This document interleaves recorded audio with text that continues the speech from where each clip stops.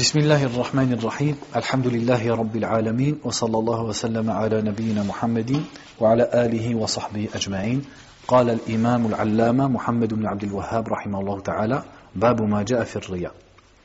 Donc nous sommes arrivés au chapitre où l'imam Muhammad ibn Abd al-Wahhab rahimahullah dit Babu ma ja'a fi ar-riya, ce qui a été rapporté sur ar-riya.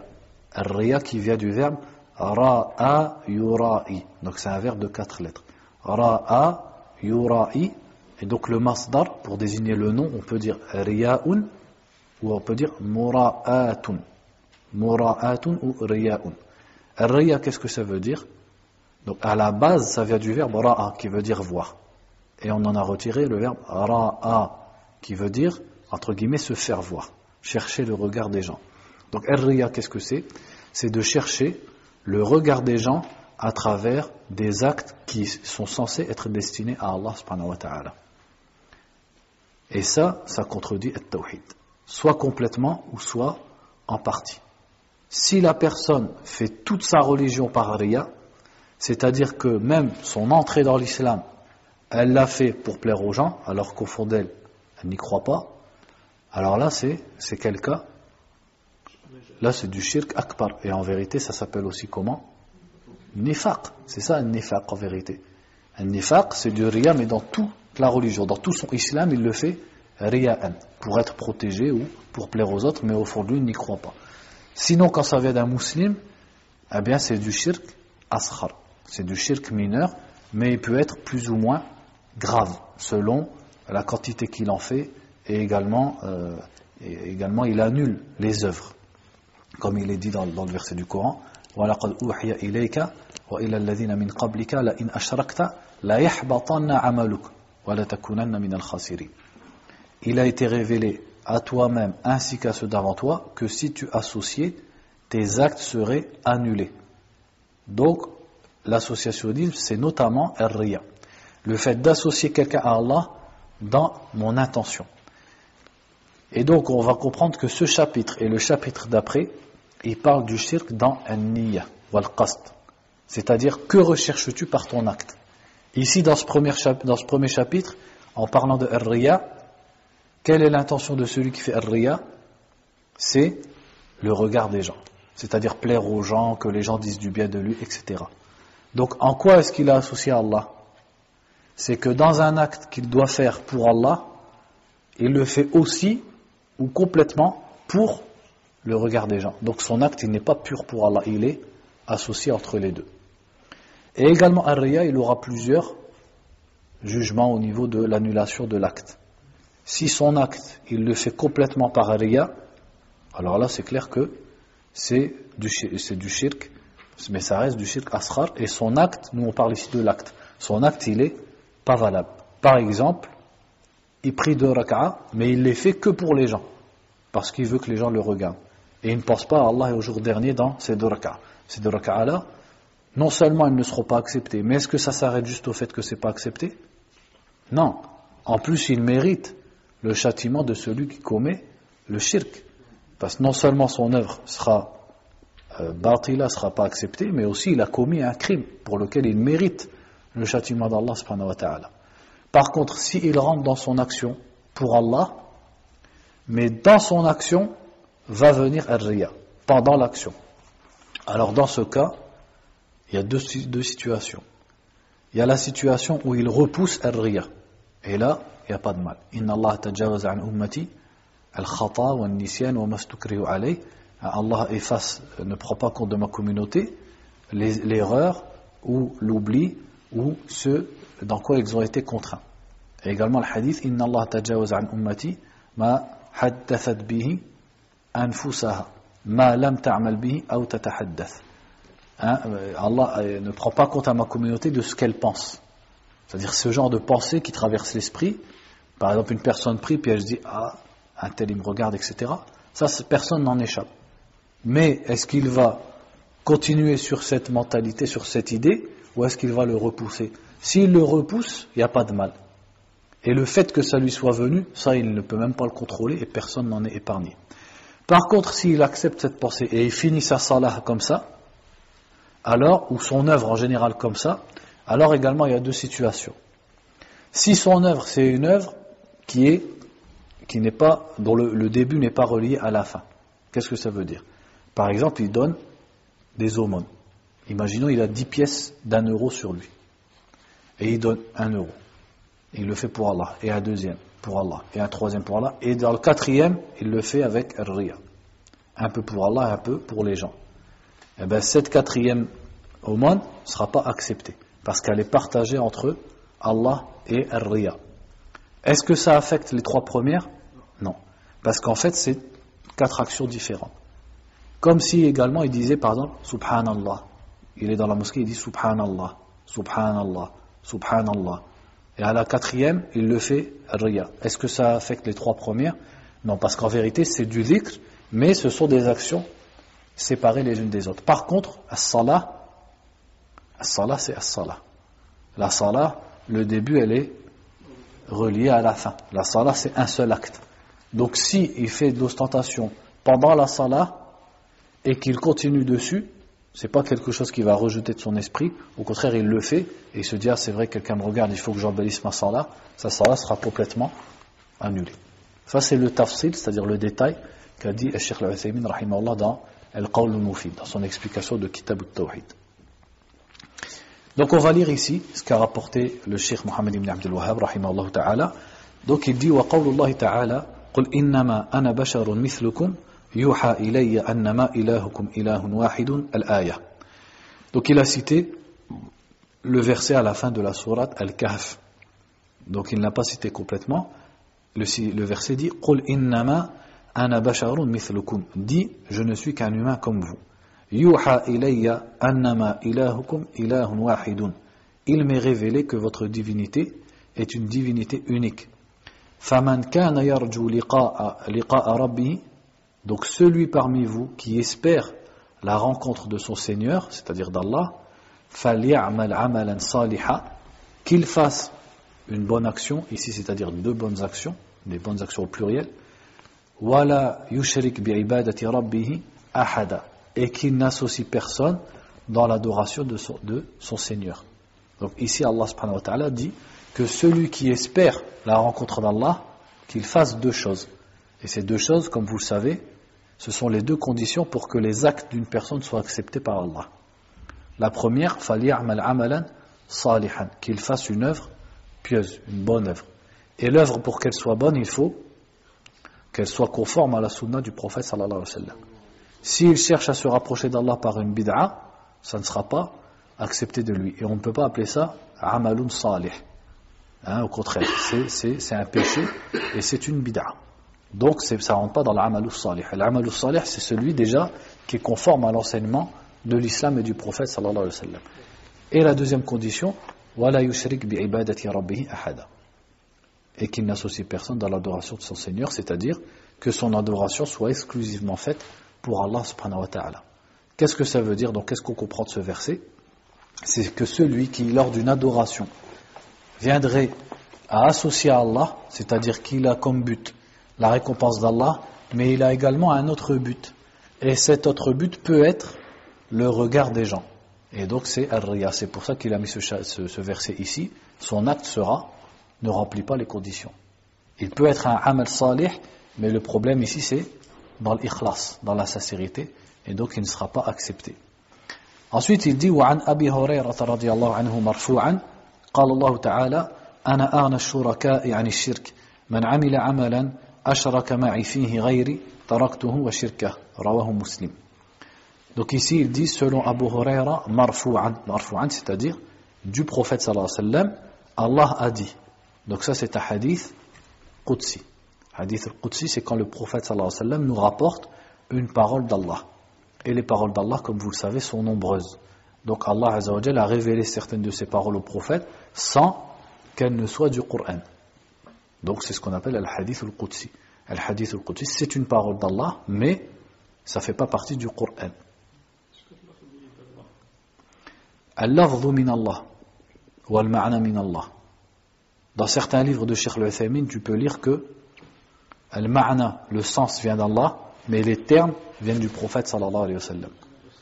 Mais beaucoup d'autres savants, et le haqq c'est que le sens vient d'Allah et les termes viennent d'Allah. Et les premiers à avoir dit Al-ma'na min Allah wa al-lafzu min an-nabi sallallahu alayhi wa sallam, c'est-à-dire le sens vient d'Allah et les termes viennent du prophète, à votre avis c'est qui? Al-Mu'tazila, Al-Asha'ir, Ahlul Kalam. Pourquoi? Parce qu'ils ne reconnaissent pas qu'Allah parle. Donc les hadiths Qudsi, ils ont été obligés de trouver ce truc entre guillemets de dire Allah a révélé le sens au prophète sallallahu alayhi wa sallam et lui il l'a exprimé. Donc les mots sont ceux du prophète sallallahu alayhi wa sallam, mais le sens lui a été révélé par Allah.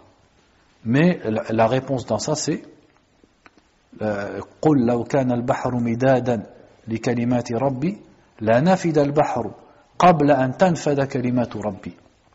Si قُلْ لَوْ كَانَ الْبَحْرُ, si la mer c'était une encre pour écrire les paroles de ton Seigneur, la mer s'épuiserait avant que ne s'épuisent les paroles de ton Seigneur. C'est-à-dire que les paroles d'Allah subhanahu wa ta'ala sont nombreuses et sont innombrables, et ce chaque jour. Donc qu'est-ce qui empêche qu'Allah azza wa jal ait dit Ana aghna shuraka ani shirk et qu'ensuite il le révèle au prophète sallallahu alayhi wa sallam? Qu'est-ce qui empêche ça? Il n'y a rien qui empêche. Simplement ça ne fait pas partie du Coran. C'est-à-dire que si on l'écrit quelque part par exemple, pour le toucher on n'a pas besoin de faire l'wudu. On ne le récite pas dans la salah, etc. Donc ça ne fait pas partie du Coran. Ce sont d'autres paroles d'Allah subhanahu wa ta'ala.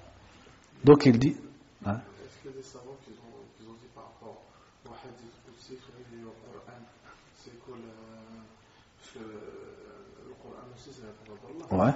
Et ce que je veux dire c'est le hadith Qudsi, c'est quoi la valeur du Coran? Non, pas la même valeur, non.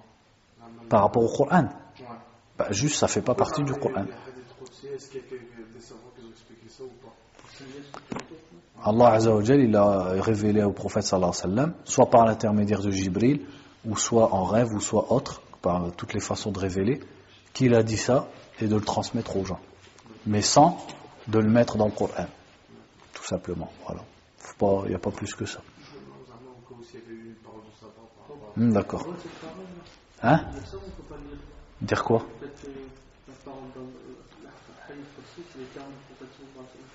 Non, le haqq c'est que ce sont les termes d'Allah, c'est Allah qui l'a dit, et donc le sens bien sûr vient d'Allah, ça n'y a pas de problème, mais également les termes, ce sont bien et bien les termes qu'Allah a dit, subhanahu wa ta'ala. Si le hadith est sahih, il y a beaucoup de hadiths qudsi qui ne sont pas authentiques. S'il est sahih, alors on croit que c'est Allah azza wa jal. Qu'est-ce qui empêche? Puisque Ahl Sunnah, on croit qu'Allah azza wa jal parle, donc qu'est-ce qui empêche qu'il ait dit subhanahu wa ta'ala ana aghna shuraka ani shirk? Il n'y a rien qui empêche.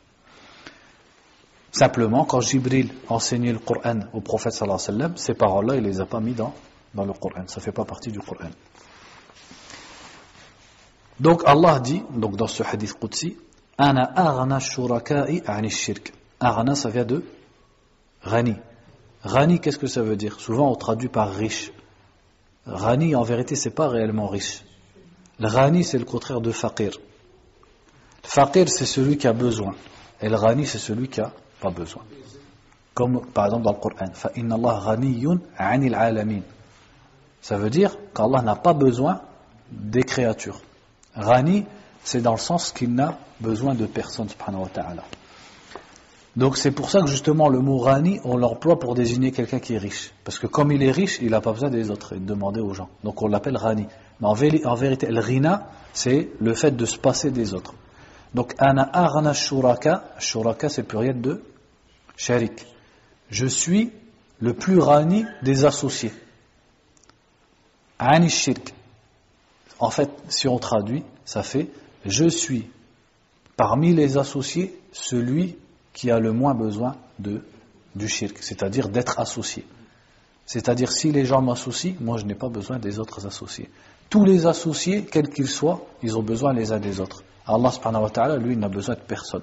Donc, man amila amalan ashraka ma'i fihi ghayri, donc celui qui fait une œuvre dans laquelle il m'associe quelqu'un, taraktuhu wa shirka, je le laisse avec son shirk, puisque je n'ai pas besoin de cette association. Donc je vais le délaisser avec son shirk. Et il y a des hadiths qui expliquent encore mieux, ou qui viennent nous expliquer le sens de ce hadith, qui disent qu'au jour du jugement, Allah dira à la personne qui a fait ar-riya, va chercher ta récompense auprès de celui dont tu espérais le regard et les louanges. Donc, taraktuhu wa shirka, je le laisse avec son, et dans une version, wa sharikahu. Taraktuhu wa sharikahu, je le laisse avec son associé. Alors que si on dit taraktuhu wa shirka, je le laisse avec son associationnisme, avec son shirk, c'est-à-dire avec son acte. Donc, en tout cas, qu'est-ce qu'on comprend de ce hadith? C'est que celui qui fait ar-riya, qui cherche par son acte le regard des gens, ou les éloges des gens, etc., eh bien Allah subhanahu wa ta'ala n'accepte pas son acte. Car Allah n'accepte, comme il n'a pas besoin d'associer, eh bien il n'accepte que ce qui est fait purement pour lui, et l'œuvre dans laquelle on ne lui associe personne. Et ça c'est rapporté par l'imam Muslim. وعن أبي سعيد مرفوعا ألا أخبركم بما هو أخوف عليكم عندي من المسيح الدجال قالوا بلى يا رسول الله قال الشرك الخفي يقوم الرجل فيصلي فيزين صلاته لما يرى من نظر الرجل رواه أحمد. Ici, il a rapporté ce hadith d'Abu Sa'id radiyallahu anhu, où le prophète sallallahu alayhi wa sallam a dit: ne vous informerai-je pas de ce que je crains plus pour vous que le Messie al-Dajjal, al-Messie al-Dajjal, c'est-à-dire en français entre guillemets le faux Messie, l'antéchrist. Donc vous connaissez l'histoire de al-Messie al-Dajjal. Il dit: est-ce que vous voulez que je vous informe de quelque chose que je crains plus pour vous que al-Messie al-Dajjal? Donc là il s'adresse à qui? Au meilleur des croyants, aux Sahaba radiyallahu anhum. Ce qui veut dire qu'on doit prêter attention à ce qu'il va dire, parce que s'il le craint pour les Sahaba, alors qu'en est-il de nous? Et pourquoi il le craint plus que Al-Masih al-Dajjal? Parce qu'Al-Masih al-Dajjal, il ne va pas toucher tout le monde. Il va toucher que les gens qui seront là quand il va venir. Et il y a plein de générations qui seront mortes. Et également, celui qui a une foi ferme, Al-Masih al-Dajjal, il ne pourra rien contre lui. Et le prophète sallallahu alayhi wa sallam, il nous a donné plein de clés pour être protégé de Al-Masih al-Dajjal. L'invocation qu'on dit à la fin de la salah, le fait de réciter devant lui les premiers versets de Surat Al-Kahf, le fait de se réfugier par exemple à Médine ou à Mecca, et les signes également pour le reconnaître, et de fuir, et de ne pas l'écouter, etc., etc.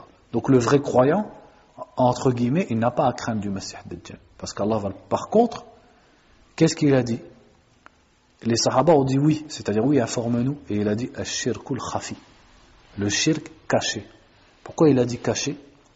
Bien sûr, ça parle de Ar-Riya, parce que Ar-Riya, personne ne le voit. Entre 10 personnes qui prient, tu ne peux pas savoir s'il y en a une qui est sincère et l'autre qui fait Ar-Riya. Parce que ça, c'est quelque chose qui est seulement dans le cœur. Parfois, il peut y avoir des signes extérieurs. Le fait qu'une personne se force, etc.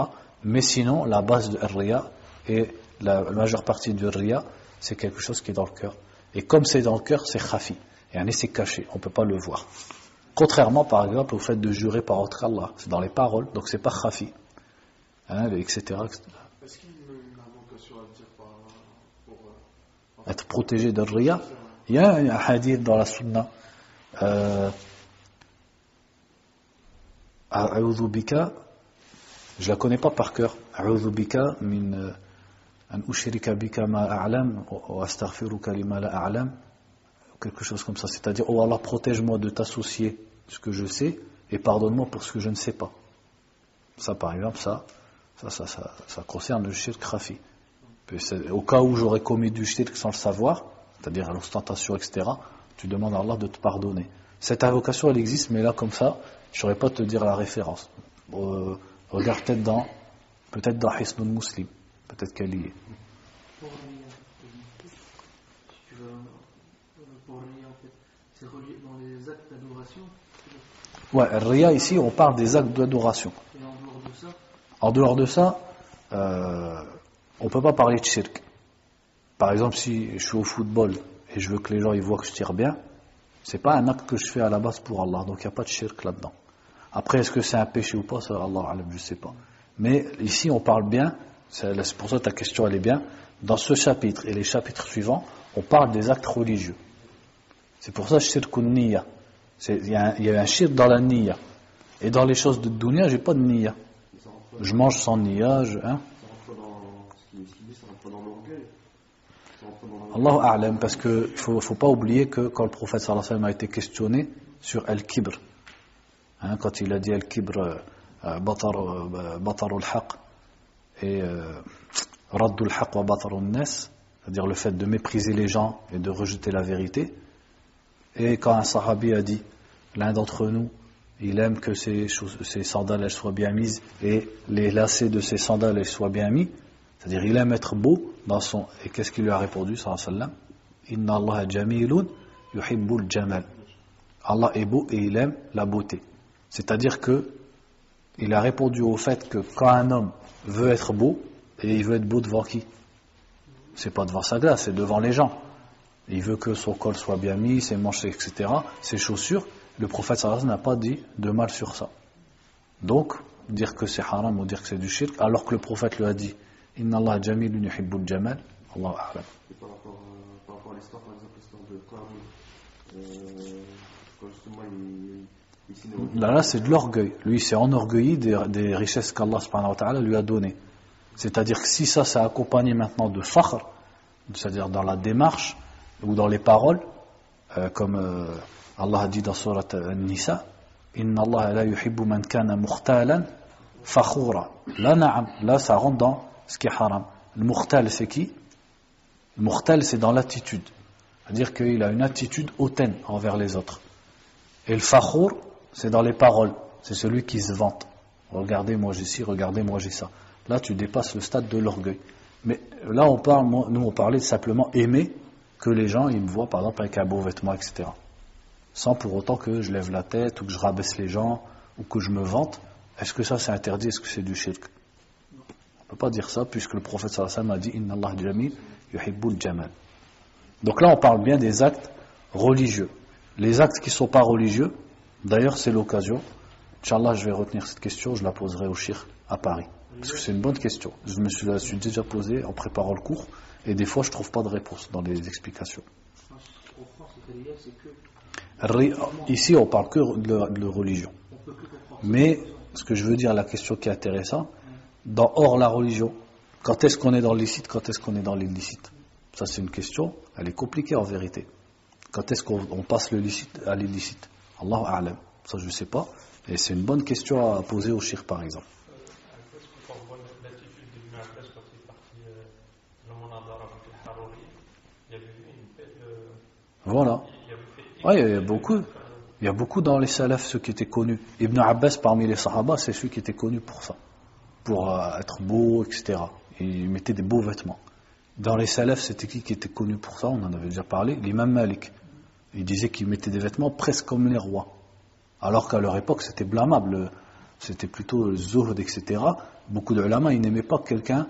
Mais l'imam Malik, il était comme ça, rahimahullah ta'ala. Pour honorer l'ilm qu'Allah lui a donné, eh ben, il s'habillait très bien. Il mettait toujours la imama blanche, le qamis blanc, et il mettait des vêtements qui étaient de valeur. Donc, est-ce que ça c'est du riya? Non.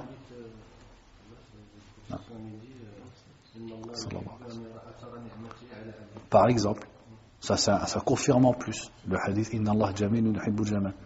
Inna Allah yuhibbu an yura atharu ni'matihi ala 'abdihi. Ma'na al-hadith. Ou plutôt Inna Allah idha an'ama ala 'abdin. J'ai oublié le hadith exactement. Le sens, c'est qu'Allah Azza wa Jal, quand il donne du bien à sa créature, il aime que ça se voit sur lui. Donc c'est du shukr. Et il y a certains parmi les salafs qui étaient connus pour ça. Ibn Abbas dans les Sahaba, l'imam Malik, et dans certaines situations, c'est mustahab, même dans de montrer de l'orgueil, même dans l'attitude. C'est dans quelle situation? Dans le djihad. Dans le djihad, c'est là qu'il est permis de faire certaines choses qui ne sont pas permises dans la vie de tous les jours. Comme par exemple dans la démarche, etc. C'est permis pour énerver et pour irriter ceux qui sont en face. Donc là, on peut faire preuve d'orgueil, etc., etc. Donc dans certains cas. Mais Inch'Allah, faudrait que, ça serait bien si même l'un d'entre vous il peut me le rappeler. C'est une bonne question à poser au cheikh.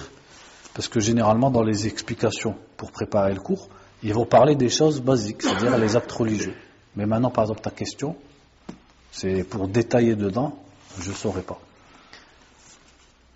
Donc il dit, on n'a pas fini notre hadith, il dit ash-shirkul khafi, le shirk caché. On a dit pourquoi caché, justement parce que c'est dans la niyya, c'est dans l'intention. Et ensuite le prophète sallallahu alayhi wa sallam, comme c'est l'habitude dans sa sunna, il donne un exemple.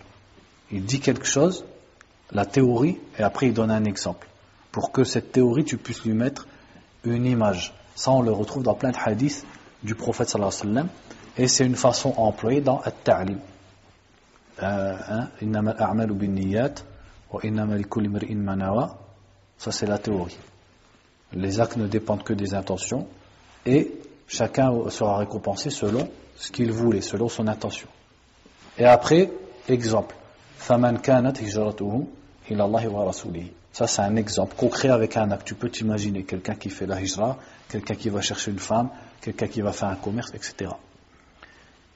Le hadith aussi. En plus, c'est dans les hadiths que tout le monde connaît. إِنَّ الْحَلَالَ بَيِّنْ وَإِنَّ الْحَرَامَ بَيِّنْ وَبَيْنَهُمَا أُمُورٌ مُشْتَبِهَاتٌ لَا يَعْلَمُهُنَّ كَثِيرٌ مِنَ النَّاسِ. Le halal est clair, le haram est clair, et entre les deux, il y a des choses ambiguës qui ne sont pas claires pour la plupart des gens. Ou plutôt que la plupart des gens ne savent pas. Ça, c'est la théorie. Exemple, فَمَنِ اتَّقَى الشُّبُهَاتِ فَقَدْ اسْتَبْرَأَ لِدِينِهِ وَعِرْضِهِ كَالرَّاعِ يَرْعَى حَوْلَ الْحِمَى. Et ensuite, il a donné l'exemple du berger avec son troupeau qui fait paître son troupeau autour d'un endroit protégé. Ça, c'est un exemple concret pour te faire imaginer.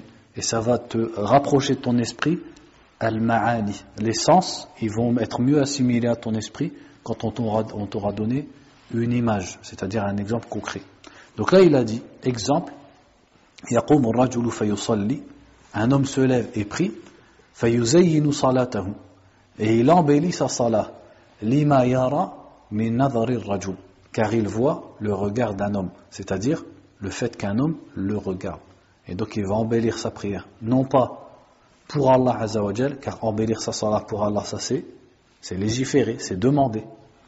Ça fait partie du ihsan, du ihsan dans l'amal, le fait d'accomplir ses actes correctement. Par contre, lui, au lieu de le faire pour Allah, il va l'embellir pour les gens. Et là, il rentre dans ar-riya. Et donc cet embellissement qu'il aurait dû faire pour Allah, il le fait en visant le regard de cette personne et que les gens disent de bien de lui. Et donc ça peut venir jusqu'à annuler, comme on l'a dit, sa salat. En fait, on a mis beaucoup de temps dans Boulough al-Maram, mais c'était pour finir Bab al-Adhan. On va s'arrêter là, donc on a fait 1h50, on va s'arrêter là pour aujourd'hui. Barakallahu fikum, wallahu a'lam, wa sallallahu wa sallam ala nabiyyina Muhammadin, wa ala alihi wa sahbihi.